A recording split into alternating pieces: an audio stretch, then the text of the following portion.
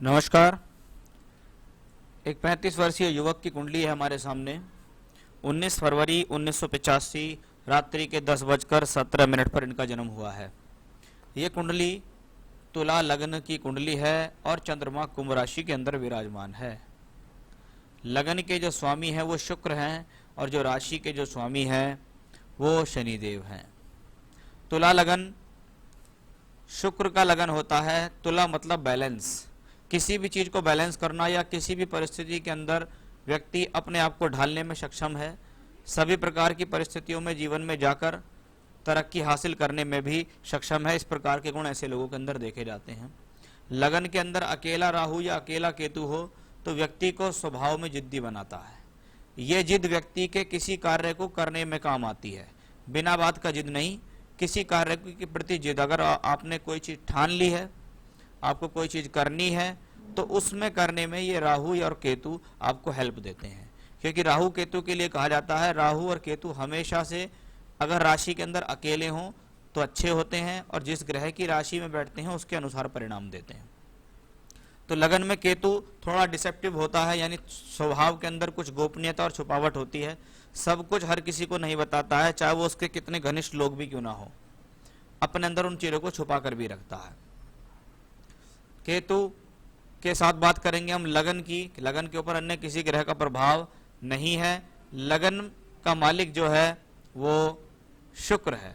शुक्र लग्नेश होके छठे घर में है लेकिन उच्च का है। कहते हैं लग्नेश जहां भी हो, जिस स्थान में भी हो, वो स्थान अच्छा होता है। और लग्नेश छठे घर में गया है, उच्च का हुआ है। इसका मतलब है व्यक्ति अपने जीवन में स्वयं के संघर्षों से जीवन में कुछ हासिल करने की क्षमताएं रखता है, क्योंकि लग्नेश छठे घर में उच्च का हुआ। और छठा घर प्रतियोगिताओं के लिए, जीवन में स्ट्रगल के लिए जाना जाता है।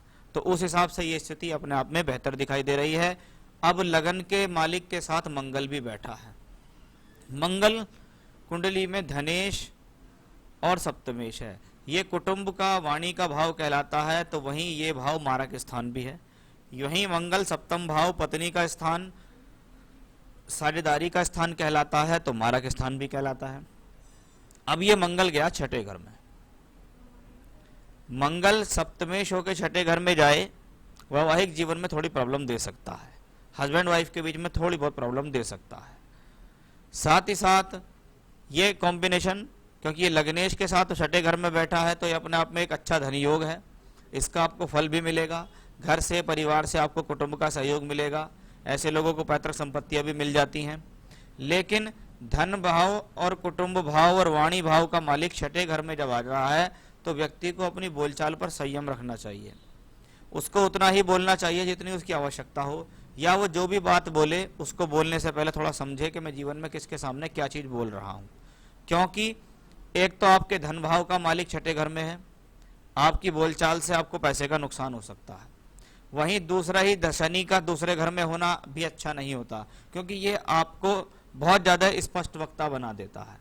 आपके जो बोलोगे सामने वाले को ऐसा लगेगा कि ये मेरे ऊपर किसी चीज का आरोप लगा रहा है, या कोई चीज मेरे ऊपर थोप रहा है, या इसकी वाणी के अंदर कोमलता नहीं है, इसकी वाणी के अंदर नरमता नहीं है। ऐसा लगेगा स्वभाव से कि ये कुछ कठोर व्यक्तित्व है, जबकि आप स्ट्रेट फॉरवर्ड रवैये के हो जाएंगे। क्योंकि शनि इस कुंडली के अंदर जो है योग कारक है। योग कारक का मतलब है एक ऐसा ग्रह है जो केंद्र त्रिकोण दोनों के फल दे। मकर यहाँ है, यहाँ कुंभ राशि है, चतुर्थेश और पंचमेश का रिजल्ट है। अब शनि देखता है चौथे घर को। चौथा घर भूमि, जमीन, जायदाद, वाहन के लिए जाना जाता है।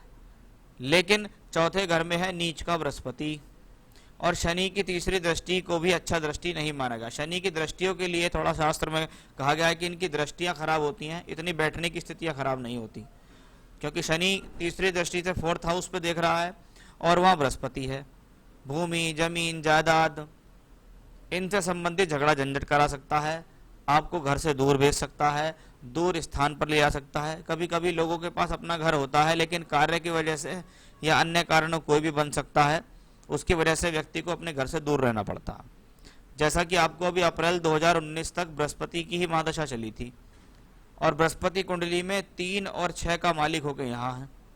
ऐसे में व्यक्ति को, जैसा भी आपको बृहस्पति गई है दशा, तो क्या होगा, बृहस्पति नीच का है, चौथे घर में है, षष्ठेश तृतीयेश है, शनि से दृष्ट है। भूमि जमीन जायदाद से संबंधित झगड़ा झंझट दे सकता है। प्रॉपर्टी अगर कोई ले ली है तो उसमें विवाद दे सकता है, घर से दूरी दे सकता है, किसी प्रकार का रोग चोट एक्सीडेंट भी आपको ये दे सकता है। वाहन चलाते समय आपको सावधानी रखने का ये कॉम्बिनेशन है, क्योंकि बृहस्पति, क्योंकि तृतीयेश है, तीसरा घर शॉर्ट जर्नीज, लॉन्ग जर्नीज, मित्र, पड़ोसी, शौक, इनके लिए जाना जाता है। और छठा घर झगड़े झंझट परेशानी कोर्ट कचहरी के लिए जाना जाता है। और ये बैठा है तीसरे घर में, उस पर शनि की दृष्टि भी है। शनि ने यहाँ बृहस्पति का नीच भंग करा है, यानी शनि वो ग्रह है कि परेशान करने वाला भी ग्रह शनि हो गया और बचाने वाला भी ग्रह शनि हो गया। तो वो स्थिति भी यहाँ दिखाई दे रही है। अब आपको देखिएगा, बृहस्पति की दशा बहुत लंबे समय से चली।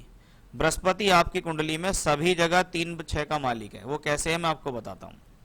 सबसे पहले तो आपका ये लगन देखो, वर्गोत्तम है, यहाँ भी तुला है, यहाँ भी तुला। वर्गोत्तम लगन जब जब हो तो ये व्यक्ति के भीतर सामर्थ्य भर देता है, धैर्य भर देता है, हिम्मत बढ़ देता है, व्यक्ति के भीतर परिस्थितियों से लड़ने की क्षमताएं बढ़ जाती हैं।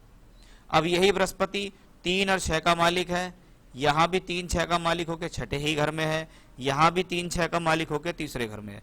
अब 3-6 12, क्योंकि तीसरे में छठे में बैठेगा तो 12 को देखेगा। जब इतना सारा कॉम्बिनेशन हो तो जरूर आपकी लाइफ में टूर, ट्रैवलिंग, यात्राएं, शॉर्ट जर्नी, स्थान परिवर्तन अवश्य बृहस्पति ने अपनी दशा में ऐसे काम आपसे कराए होंगे। अब आते हैं हम बात चंद्र सूर्य बुध के योग की। सबसे पहले बुध को देखते हैं कि बुध इस कुंडली में नवमेश होके पंचम भाव में है, धन योग बना रहा है। भाग्येश का पंचम में जाना, आप अपने प्रारब्धों के अंदर धन लेकर आए हैं, आप अपने प्रारब्ध में अपने भाग्य के बल पर धन लेकर आए हैं, वो ये कॉम्बिनेशन है। ये अच्छी बुद्धि का प्रतीक है, अच्छी कैचिंग पावर का प्रतीक है, उन सब के लिए ये जाना जाता है। थोड़ा सा मैं आपकी जन्म की दशा पर भी जाना चाहूंगा कि आपका जन्म जो हुआ है वो मंगल की महादशा में हुआ था। अब मंगल बैठा कुंडली के छठे घर में, उसके बाद आपको राहु की दशा आई। राहु भी आपका यहाँ 7th हाउस में मंगल की राशि में बैठा है। कभी कभी मैंने देखा है कि बच्चों को जो शुरुआती तौर पे स्वास्थ्य होते हैं वो थोड़े से कमजोर होते हैं, बाद में व्यक्ति ठीक ठाक होता चला जाता है। अब दशा चल रही है भाई साहब आपको शनि की, उसके बारे में भी हम अभी आगे चर्चा करेंगे कि भैया कुंडली में बुध के बारे में तो मैंने आपको बताया कि बहुत अच्छा प्लेनेट है। अब आता है सूर्य चंद्र का योग। सूर्य और चंद्रमा अमावस्या के चंद्रमा कहलाते हैं।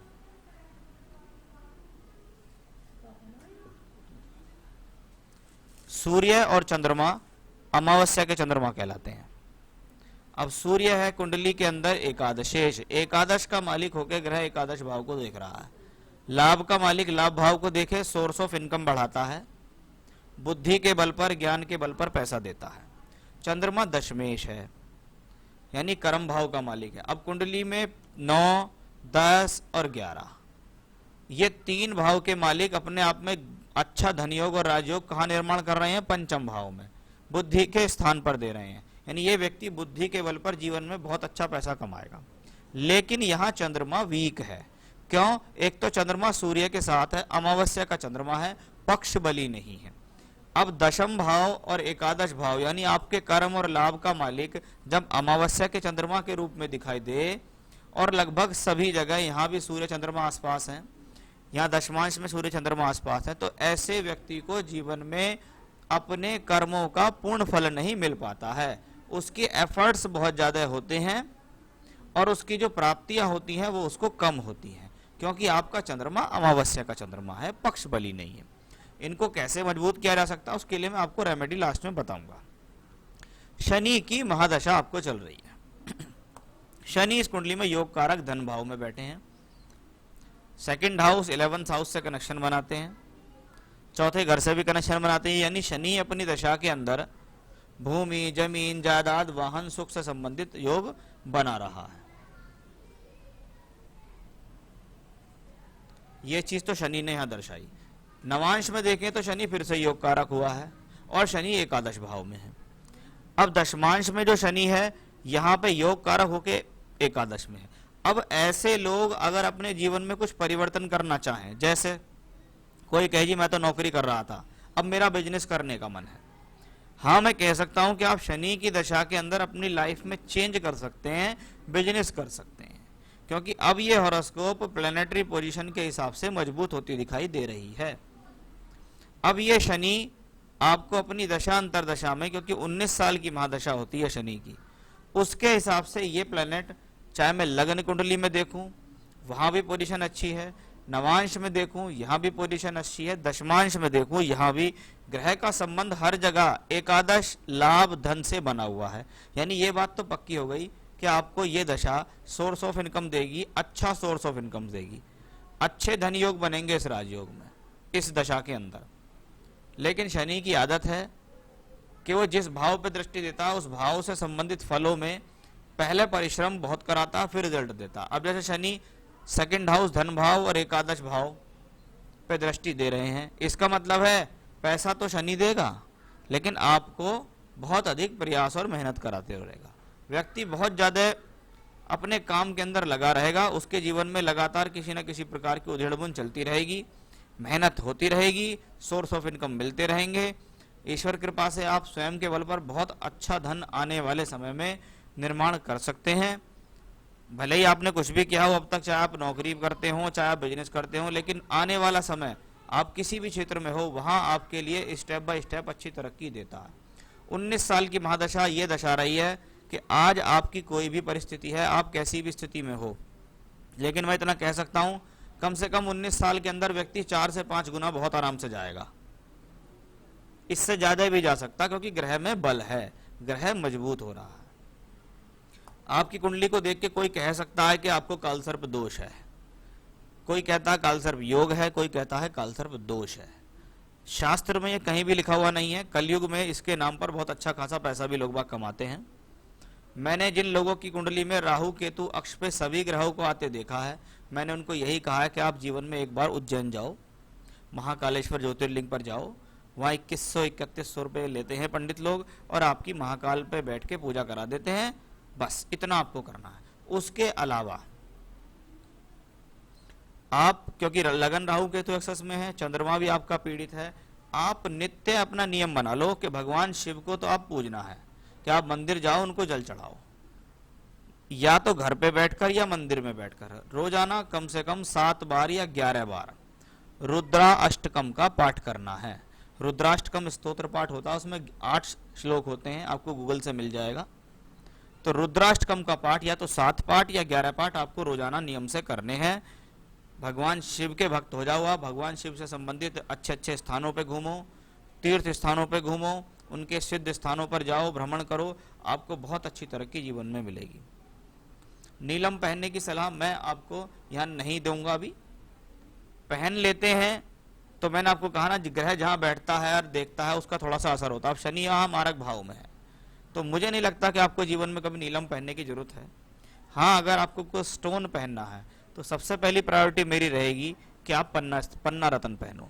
बुद्ध का रत्न है, भाग्येश है, धन भाव में है, बुद्धि के लिए जाना जाता है, तो आप पन्ना रत्न यहाँ पहनो, आपके लिए बहुत अच्छा रहेगा, क्योंकि बुद्ध भी यहाँ मित्र की राशि में है।